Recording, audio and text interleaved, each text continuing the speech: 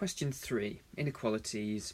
First one is pretty straightforward. You'd expect to see that on a foundation GCSE paper. So just move x, you can add x to both sides, add 3, and then divide by 5, and you have your answer x is greater than 2. Question B, quadratic inequality. You can actually get the answer. It does say show all of your working out in the question, but it doesn't stop you from using your calculator to find out what the answer is that you need to work towards, or to check it at the end. You must do that, because if you write down the wrong answer and you could have just easily done it on the calculator, that seems foolish to me.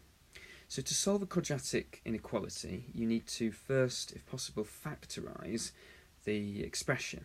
So over here, out of the way, I'm using the A, C and B method again. Find how to split up the middle term.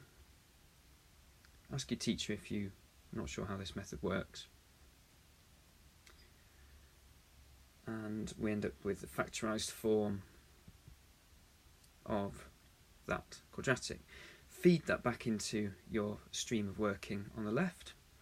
Now, at this point, we need to sketch a graph, because to interpret that blue line at the bottom there that we've just written, you need to think about it like this. It's asking for what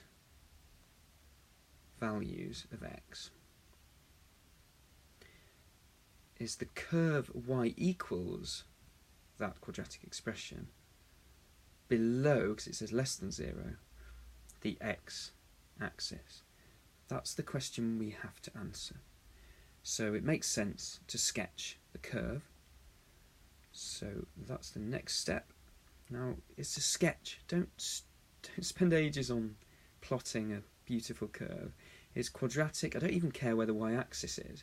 All I care about are the roots, which are 4 and minus 3 over 2.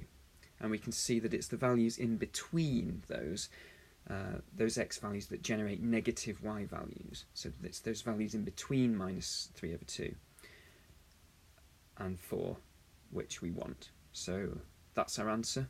Minus 3 over 2 less than x less than 4. And part C just requires us to interpret the answers to A and B. So what it's asking is when, or for what values of x, are both of those results true? Or what is the overlap between x greater than 2 and x is between minus 3 over 2 and 4.